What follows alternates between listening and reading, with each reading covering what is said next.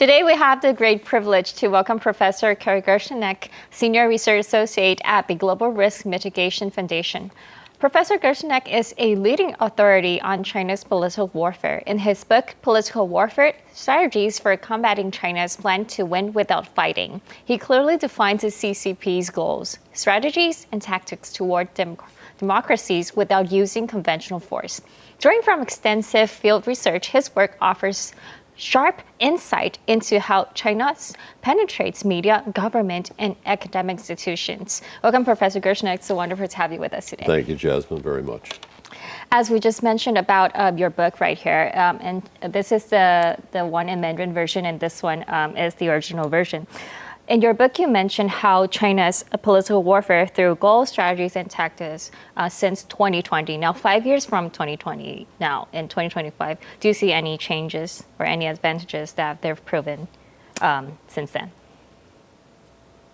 Yes, on the Taiwan side, there's been some progress, immense pressure from the Chinese Communist Party, of course, on Taiwan during that time, much more.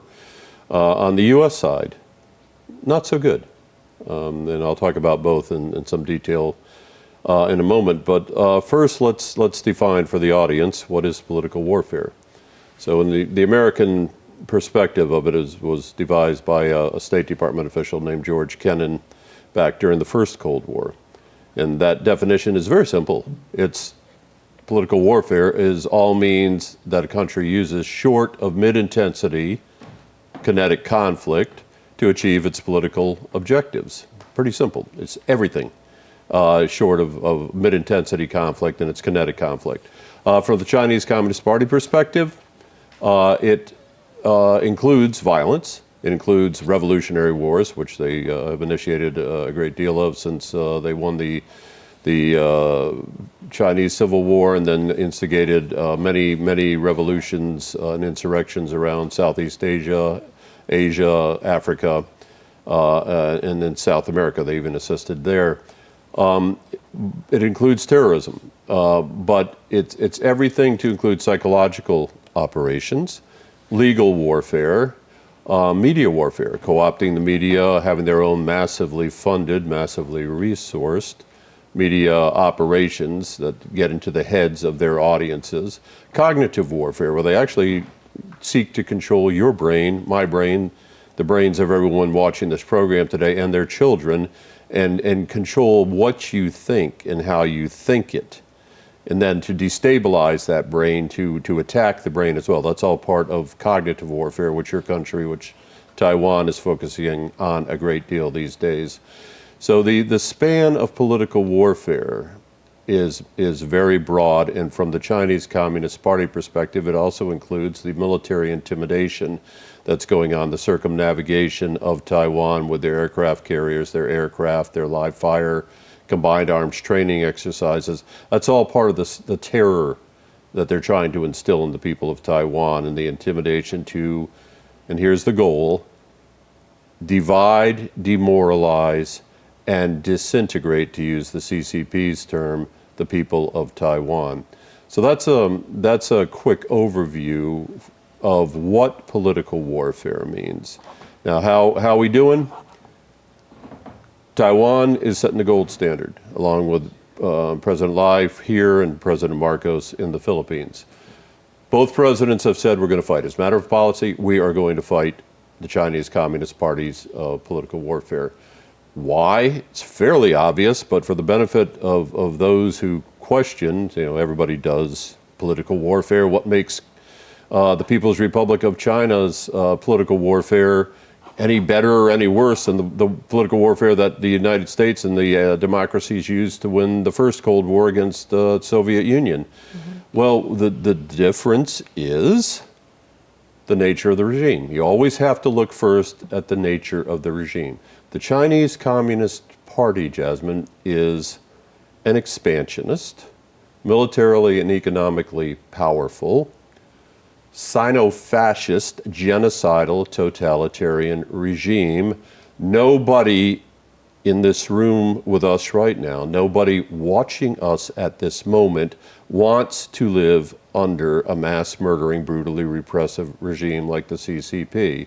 No one wants their children to grow up under the jackboot of a repressive genocidal regime like that. No one wants their grandchildren to grow up in that. That's why your president has said we'll fight, and President Marcos has. In the United States, by contrast, not such a good story. 5 years on from when that book was published, we still don't have a clear policy that we're going to fight like we did in the first Cold War with Kennan's definition, and then President Truman through President Reagan especially coming up with strategies for winning the war, going on the attack and winning in the political warfare battlefield. We don't have that. 4 years plus into after that book was published, for almost 5 years now, the United States doesn't have that policy that we're going to fight it systematically, doesn't have the strategy, doesn't have the objectives, all the strategic planning that you need to complete, to include education, getting the resources, the training for the law enforcement and counterintelligence personnel, specifically to fight this on a holistic manner. We haven't got there yet. So if that answers your question, Taiwan doing pretty good despite massively increased pressure from the Chinese Communist Party. The U.S. still trying to decide how it's going to confront the situation. Indeed. As you just mentioned, there's obviously a massively increased pressure, or else why would the president be standing out and to point out those 17 tactics specifically on this cognitive warfare? And but the U.S., I think, will move on later on to discuss on the infiltration as how serious it is now in the United States. But as what you just mentioned in your book, you put Thailand as the case study. As you mentioned that China influenced Thailand's political, business, academic circles, and silenced criticism also in the public's perceptions about media. So I believe a lot of our audience wouldn't be relating China's its infiltration in Thailand. Mostly we would be thinking like the cognitive warfare might be focused on Taiwan. But you mentioned about the case study of Thailand. Can you be more specific on it? The Chinese Communist Party is at war globally right now. It's going on all around people in every country, in Europe, North America, South America, Asia, Australia, Oceania. It's being waged on a very massive scale, yet most people don't see it. Sometimes it's willful blindness. Sometimes they just haven't been educated what to look for. So in terms of the Thailand, to 2 chapters in the book on Thailand, there's also 2 chapters in the book on Taiwan. All the tactics, all the strategies, tactics, techniques, and procedures that the Chinese Communist Party uses, they first tried them here. You were the test case because first try it at in Taiwan. You were the first target for many of these strategies, tactics, techniques, procedures, because you are number one on the Chinese Communist Party's hit parade. They want to annex Taiwan. And so you're their first priority. And so many of the political warfare operations that they conduct, they first used Taiwan as a test case. Did it work here? And if it works here, it might work in Brazil. And if it works in Taiwan, it might work in Thailand. And so a lot of the concepts aren't necessarily new. Political warfare goes back thousands of years. It's just really? Lately, wow. It's gone on steroids with the capabilities. I'm sorry? Do you think it works? Because Taiwan is so different from other countries' situation. I mean, the relationship with China. Well, I think that you can defeat it, if that's what the question is. I think that the Chinese Communist Party's political warfare that they're waging against you has had some successes. You see people who are, again, the goal for the CCP is to divide, demoralize, and to disintegrate your society, so you'll just give up. They will win without fighting. That's the term they use quite often. They will win, really, without you fighting back. That's what they want to get into your heads, They want to get in that 6 inches between your ears and get you to give up, to quit. You cannot win. The China will inevitably win. Nothing you do is going to help. Everything you do is futile. That's the psychological warfare they're waging against you. With strong education programs, with good counterattacks, increasing the costs for those enablers here in Taiwan who are helping the Chinese Communist Party destroy your freedom, your democracy, and annex you as a province of a totalitarian, genocidal, fascist regime. You go after those enablers who are working it, and you inflict costs on that. Really unacceptable pain is the best term for it. So they will stop enabling the Chinese Communist Party to destroy your democracy and then virtually enslave you. I think to clarify my question, I think it would be, as you just mentioned, that they test the waters in Taiwan first, and they apply the same tactics to countries, other countries in the globe. And yes. Maybe, as you mentioned, 2 chapters on Thailand, that you said the taxes were first used in Taiwan. And what I would like to clarify would be if the taxes would work first in Taiwan then to other countries, or if it's different condition, different situation, it might be different path. They are very good. The United Front Work Department, the Ministry of State Security, the Central Propaganda Department, they've gotten better over the years at tailoring their political warfare approaches to each country. As one example of media warfare, one of the 3 pillars of political warfare, they will now write articles, Xinhua articles, for example, or China Daily articles in, say, Portuguese to be printed in Brazil. They will print it in Thai. And so the news media in the country that they have agreements with will just rip off that story, and they'll put a local Thai journalist's name on the story. The journalist gets paid for that story, even though the journalist didn't write it. And then the people within that country basically see this propaganda, which is what a China Daily article is. It's propaganda, it's not news. And they accept it as God's truth because it's in their language, and it's got the name of a Thai journalist on the byline. So yes, you're absolutely right that it's not a cookie cutter approach everywhere. If it worked in Taiwan, you still have to adapt it for Canada. You still have to adapt it for the Solomon Islands, where the CCP has made great successes. In Australia, where again the CCP has made great inroads, you adapt it to the local culture, the population. Yeah, so as you said, you have to adapt to the local populations, but they do seem to be very infiltrating in different places, especially how the recent impact of Taiwan's failed recall campaign. A lot of people in Taiwan thinks this massive failure of the recall movement is a sign that the government stands toward China. Its attitude might maybe it's different from the public opinions because a lot of those are pro-China legislators, but some said it's just because a lot of people, they didn't really know what they would want, but they don't want more violence in the political warfare. So what do you think on this failure of recall campaign?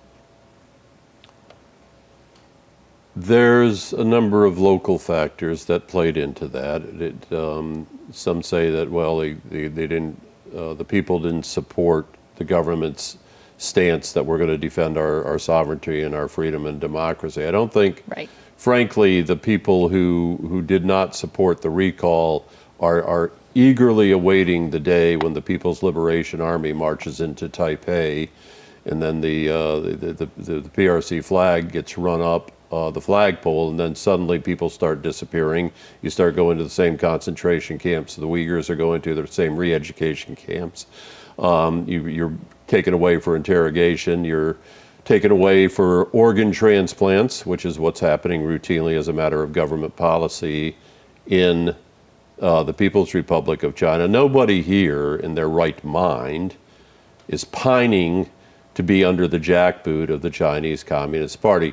So I would say that there were local concerns that played into this, but it wasn't a rejection necessarily of your government's stance that we will defend. We will defend this country. We will defend our freedom.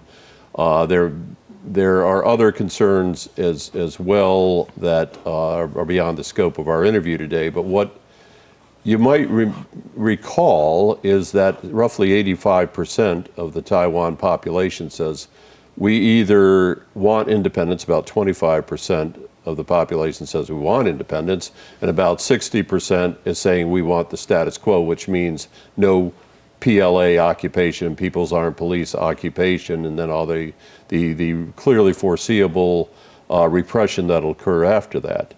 So about 85% of the people are saying we don't want to be part of the People's Republic of China. So I wouldn't read too much into the recall outcome that regarding the effect of the political warfare by the CCP. They may have played a role. I'm told they did by people who are in government. That the CCP certainly did impact that recall. Won't get into what I've been told. It's just obviously that Beijing had a big stake in the outcome of that recall. What the other points that the people of Taiwan and those who supported the recall, who were trying to keep Taiwan from committing national suicide. And I say that because the Chinese Communist Party uses democracy to destroy democracy. Okay? So they're going to use our institutions. They're going to turn them against ourselves. We're going to, in this case, you've got legislative logjam designed specifically to bring the government to a halt, to bring defense to a halt. Again, there's a lot of factors that play into what is happening right now beyond the scope of this interview. But the point is, you're heading for national suicide. They're setting it up so your own institutions are used to sabotage proper functioning of government, and proper defense of your government on all levels, not just military, psychological defenses, resilience, resistance, the capacity of all your government ministries to operate, your local governments to operate in the event of a crisis. If that is all paralyzed through democratic processes, you've committed national suicide in the name of democracy. No one wants that. So I think that there's going to be a bounce back. It's going to be a rebound. That week was a very bad week for President Lai. The recall failed. President Trump did not allow him to transit the United States to go to South America, to Latin America, to visit friends and allies down there. And then to top it off, another punch to the chest was that America levied a 20% tariff. So that was a very bad week. President Lai's polls are down to about 33% last I saw. Could be changed. And you will think back that at this time in President Tsai's first presidency, she was at 29%. And yet she came back with the right policies and the right strong leadership to win the next election with a 20-point margin. So there's ups and downs in this fight, Jasmine. There's always going to be. We're going to take hits.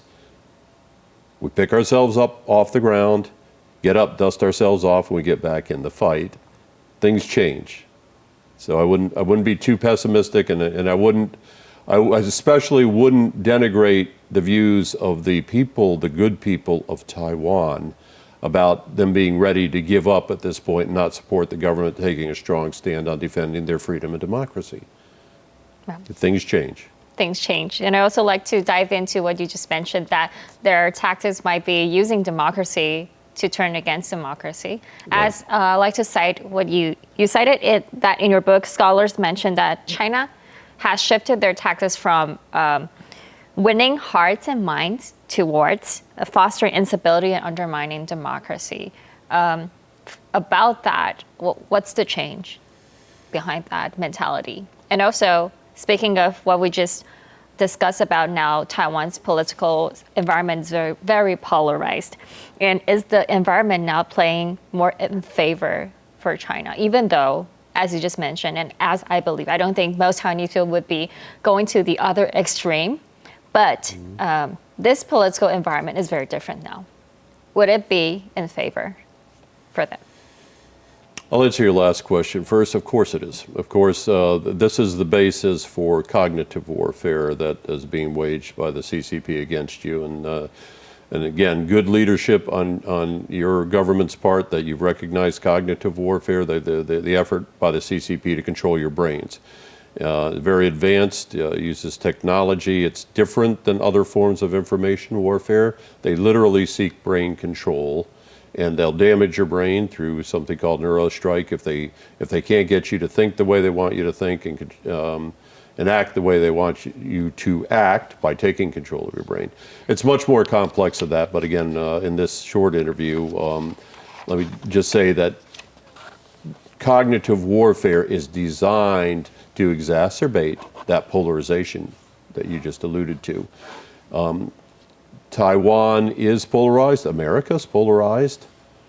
If we both go down that route, eventually we'll self-destruct. There's got to be some sort of meeting of the minds that says we're self-destructing by fighting each other, and we're being manipulated by a regime that wants to annex us, take away our democracy, take away our freedom, and make us a province of the People's Republic of China. So let's stop what we're doing. That's idealistic, to think that parties as divided as the three parties that are running the country now are right now. It's idealistic, it's aspirational, but you've got to do it. And America's got to do the same thing. Because otherwise, the CCP uses cognitive warfare like acid. They will pour it on those existing fissures, that existing divisiveness, and it will just corrode you even more and more, and that will demoralize people. Get back to your early question. They did give up on winning hearts and minds. They know they're not going to win that because every poll shows that the younger generations do not identify with being Chinese. About 3% of the people identify with being Chinese in the sense of mainland, or not mainland, but People's Republic of China Chinese. That's not going to change. That's going to continue to be, they're going to continue to diverge from any affinity with being Chinese. So what do when they can't win your hearts and mind? They'll beat you into submission. And that's through cognitive warfare, political warfare. Cognitive warfare is a subset of political warfare. It's one of those many means short of major mid-intensity conflict that they're using to defeat you, to destroy you, okay? So again, your question's complex. There's no easy answer. The aspirational answer is find good people from all the parties who are willing to sit down and say, we will save this country, we will save our country, and we need to put up a firewall now that helps to not just block, not just defend against, but actually defeat what it is that the PRC is doing to us. And also speaking of media influence, we mentioned about you said that cognitive warfare is a side part of the political warfare. And media influence now, it's very, very crucial. And in your other book, it's called Media Warfare, Taiwan's Battle for the Cognitive Domain. You know that Taiwan is aware of course, the actively influence of China's media influence toward Taiwan.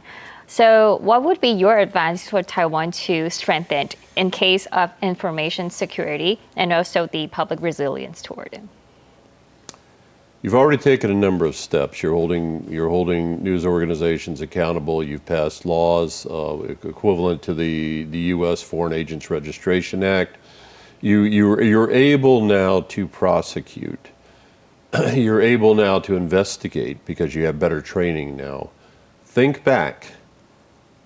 You were fine in terms of defenses against political warfare and then what is now called cognitive warfare through the authoritarian regime. It was in the 2000 to 2016 timeframe that the floodgates to the PRC, floodgates for PRC political warfare, the Ministry of State Security, United Front Work Department, the massive academic infiltration here, that floodgate was opened under President Ma. Okay, he blocked the intelligence and law enforcement from investigating Chinese espionage and infiltration. A massive number of exchanges, academic exchanges. When you send these young PhDs who never done nothing most of their life since they were in preschool, and kindergarten, and then K through 12, and undergrad, and then graduate, and then getting their PhDs, they've been in the classroom all their life. They're socially a little bit awkward. They're not really worldly, and yet we're suddenly sending them over to this very sophisticated espionage web. We're sending them over to these so-called academic exchanges with nice-sounding names of like China Institute for Contemporary International Research, KICR, which is the front organization for the Ministry of State Security. Their spies are superbly trained. The lambs we sent over there to be harvested and slaughtered in not a literal sense, but had no preparation for what they were going over to. Many of them were co-ops. I've interviewed a number of them, what happened to them when they went there, the ways they were enticed, seduced, offered money for simple papers at first, just say what the party wants you to say. And then they came back and began infiltrating your academic institutions. And so those floodgates that were open from 2008 to 2016, it's very hard to close them now. It was hard for the first Tsai administration, especially because the DPP coming into power didn't have a lot of experience with getting legislation passed on that. But you got more sophisticated. What you're doing now is light years ahead of what you were doing when I was here back in even 2020. Okay, so there's hope. There's ways you can continue to advance. You've set up a cognitive warfare research center with the Ministry of Justice Information Bureau. You're beginning to communicate much better now with foreign governments. Some of it's made the headlines, some of it shouldn't make the headlines. But the point is that people around the world are saying Taiwan knows what's going on. We'll ask Taiwan. And so there's a lot more exchange of how we, on a broad, united front basis, how we start fighting back together. So I'm optimistic. I see hope. I see advances. Yeah, again, we're going to take hits along the way. You always do in a war. You just get back in the fight as soon as you can, and you continue to have your good minds, your brave, strong leaders, and the good people of Taiwan back the measures necessary to stop this totalitarian regime from annexing your country. But do you feel equally optimistic of what's going on in the U.S.? There's this document right here, and we know that U.S. seems to be also be infiltrated by China in political and media warfares. How's that been going? Not so good. For 2 years, I advised the Congress of the United States on an investigation by the House Oversight Committee on Chinese Communist Party political warfare against just the U.S. government, not at the state level like they've done in New York State and California. They've had massive successes there and in Michigan, but just at the U.S. government level. After 2 years, this 300-page report came out, and basically out of 25 agencies that were investigated and had to come in and testify, and a great deal of effort went into investigating what they were doing and what they were not doing, the outcome was an absolute catastrophe in terms of the assessment made of the U.S. government. We are doing very poorly in detecting, deterring, countering, and defeating Chinese Communist Party infiltration and co-option of our own federal government. So that report, that 300-page report on the desk, that's being used ideally by the Trump administration to begin at least patching up some of the holes in our, the floodgates that have been opened in our own country. The problem that I see right now, though, is that President Trump is a little too eager to get that trade deal with Xi Jinping, and is giving preemptively, giving concessions that I don't think we need to be giving.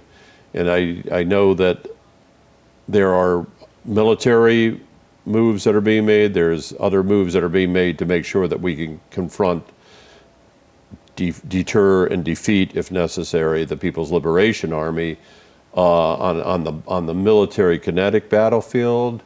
Not so sure that we have what I called for earlier, the policy to fight, the strategy with which we can win that fight, and then everything that falls out of strategy, objectives, strategies, tactics, techniques, procedures, resources, education, which is huge.